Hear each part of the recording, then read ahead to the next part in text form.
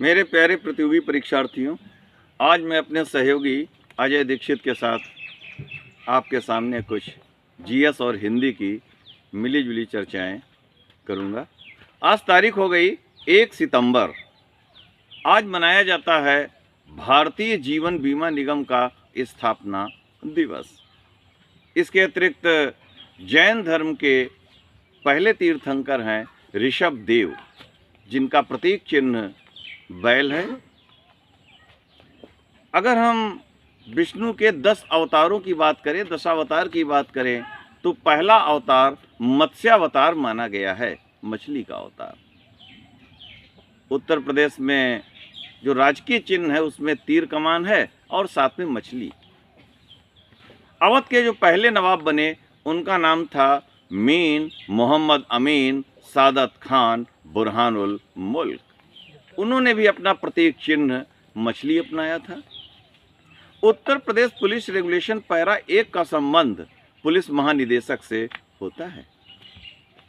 अगर हम खलजी वंश की बात करें, देखें खिलजी या खलजी को लेकर कभी कभी कंट्रोवर्सी होती है, लेकिन शुद्ध शब्द खलजी ही है, क्योंकि ये लोग अफगानिस्तान में एक जगह खल्ज वहीं के रहने वाले थे, तो इसीलिए इनके नाम के आगे खलजी लगा। हालांकि कुछ विद्वानों ने इनका नाम खिलजी बताया।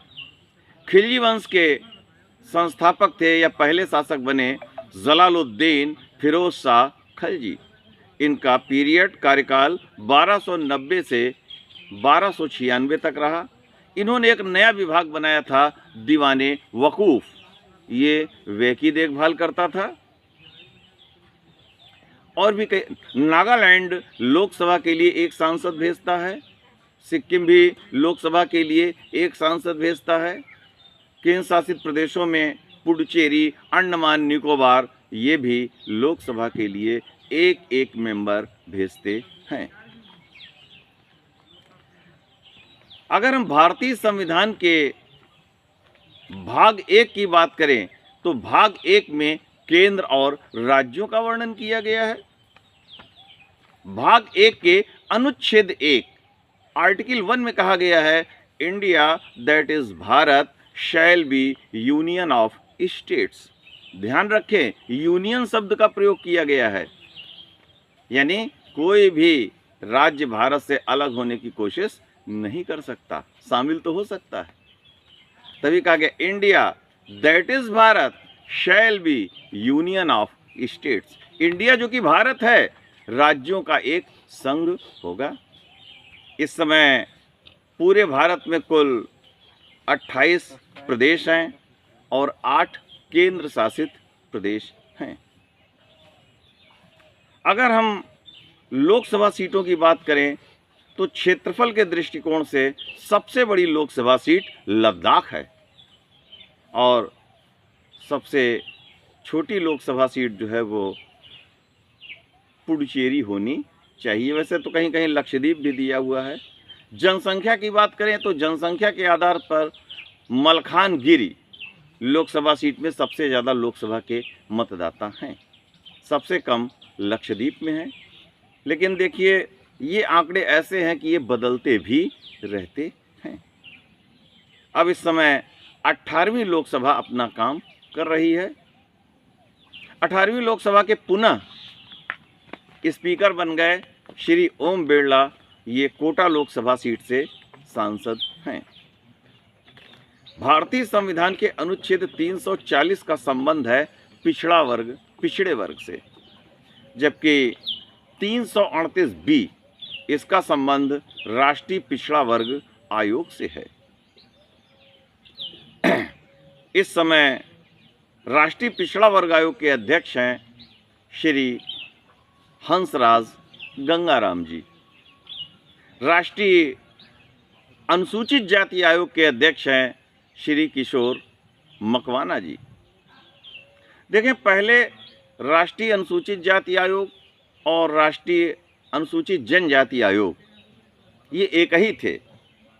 65वें संविधान संशोधन 1990 में राष्ट्रीय अनुसूचित जाति और राष्ट्रीय अनुसूचित जनजाति आयोग की स्थापना हुई, लेकिन 89वें संविधान संशोधन के द्वारा राष्ट्रीय अनुसूचित जनजाति आयोग को राष्ट्रीय अनुसूचित जाति आयोग से अलग कर दिया गया। अगर हम राष्ट्रपति की बात करें तो राष्ट्रपति का वर्णन भाग 5 में किया गया है। वैसे तो ये तो आप लोग जानते ही होंगे।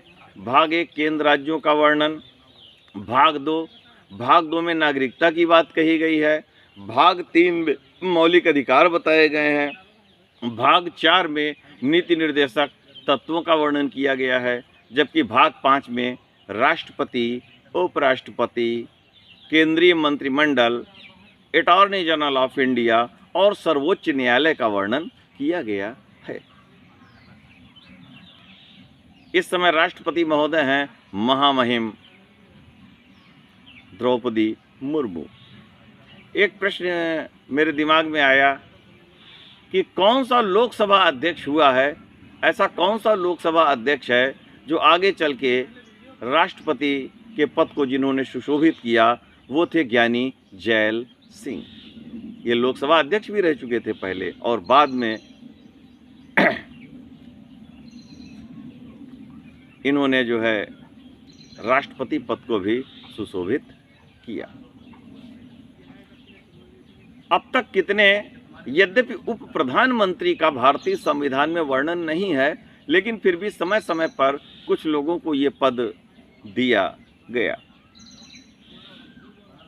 अब तक लगभग 8 उप प्रधानमंत्री बन चुके हैं।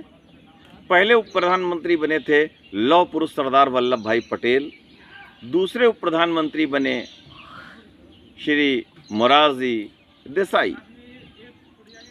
उसके बाद फिर जो है श्री मोरारजी देसाई के प्रधानमंत्रित्व काल में ऐसा समय आया जब 2 उप प्रधानमंत्री एक साथ बने। ये घटना 1979 की है, 79। देखिए 79 वर्ष से मुझको याद आया कि संसद का वर्णन अनुच्छेद 79 में है। अनुच्छेद 79 में कहा गया है संसद राष्ट्रपति, राज्यसभा और लोकसभा से मिलकर बनेगी। तो मैं फिर पुनः आ जाता हूँ उपराष्ट्रपति के ऊपर कि मोरारजी देसाई के कार्यकाल में 2 प्रधानमंत्री बनाए गए थे, चौधरी चरण सिंह और बाबू जगजीवन राम। उसके बाद चौधरी चरण सिंह जी जब प्रधानमंत्री बने तो उनके प्रधानमंत्रित्व काल में श्री वाई.वी. चौहान ये उप प्रधानमंत्री बनाए गए। उसके बाद 89 तक, 80 से 89 के दशक में कोई उप प्रधानमंत्री नहीं बना। 1989 में जब श्री वीपी सिंह जी प्रधानमंत्री बने तब चौधरी देवीलाल उप प्रधानमंत्री बनाए गए। उनके पश्चात श्री चंद्रशेखर जी जब प्रधानमंत्री बने तब चौधरी देवीलाल पुनः उप प्रधानमंत्री बनाए गए। उसके बाद फिर आगे चल कर के जब अटल बिहारी वाजपेयी जी प्रधानमंत्री बने तब श्री लाल कृष्ण आडवाणी उप प्रधानमंत्री बनाए गए। उसके पश्चात फिर कोई अब तक उप प्रधानमंत्री नहीं बना।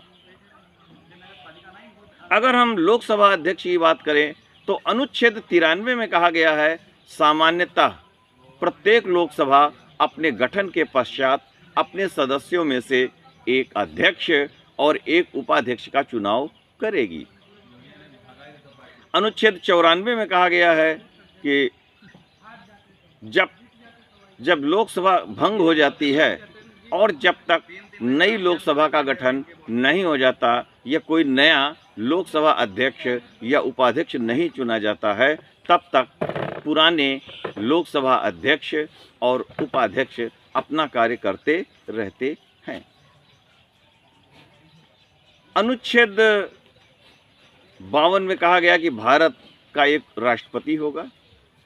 अनुच्छेद 63 में कहा गया है भारत का एक उपराष्ट्रपति होगा, जबकि अनुच्छेद 74 से लेकर के 78 तक प्रधानमंत्री संबंधी बातें कही गई।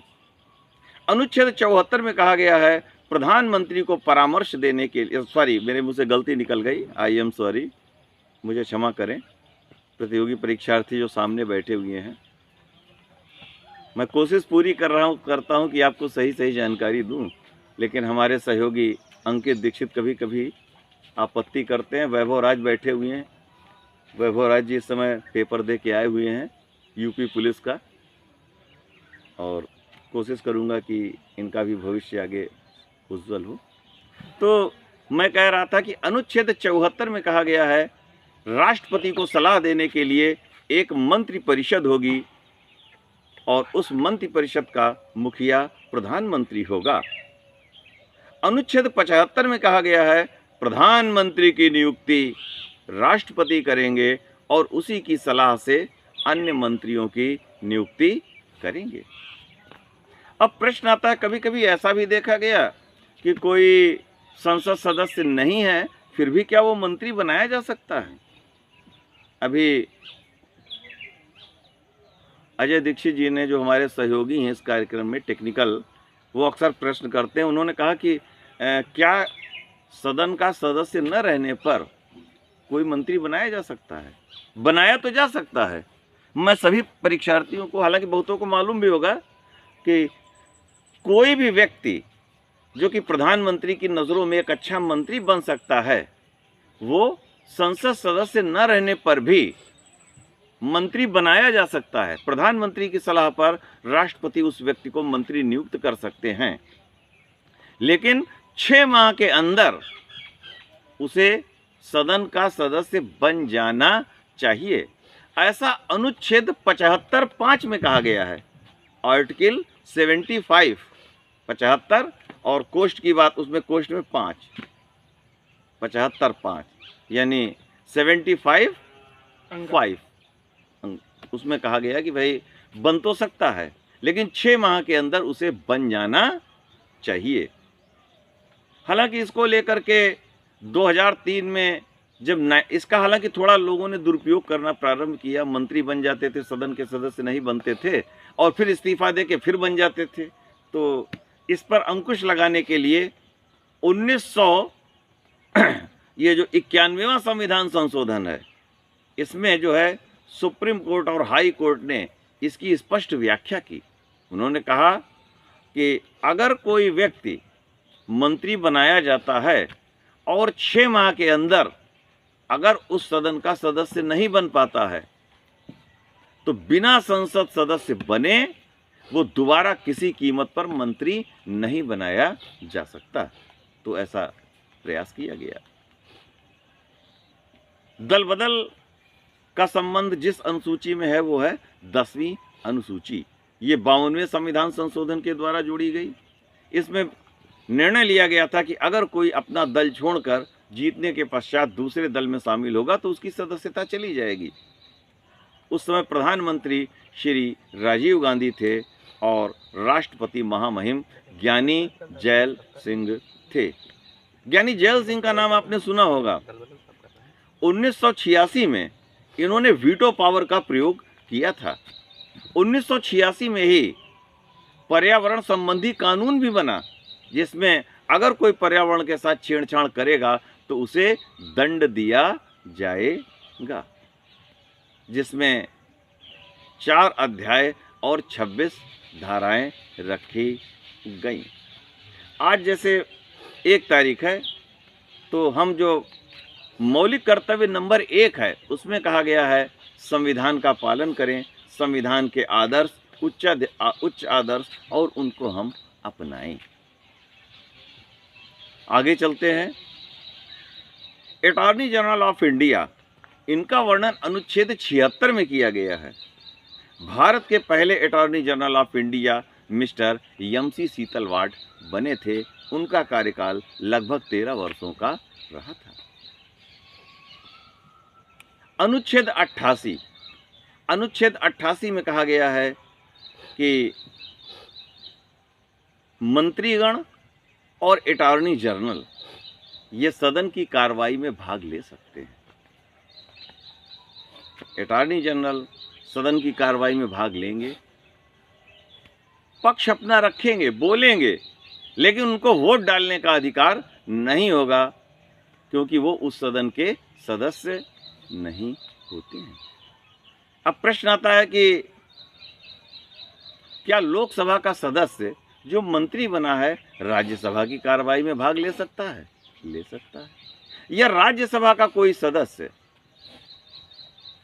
जो कि मंत्री बनाया गया लोकसभा की कार्रवाई में भाग ले सकता है? ले सकता है। राज्यसभा का सदस्य जो कि मंत्री बनाया गया है लोकसभा की कार्रवाई में भाग ले सकता है, लेकिन अनुच्छेद 88 कहता है कि उसे लोकसभा में वोट डालने का अधिकार नहीं होगा। किसी बिल पर जब वोटिंग होती है तो उस पर वो वोट नहीं डाल पाएगा, क्योंकि वो लोकसभा का मेंबर नहीं है।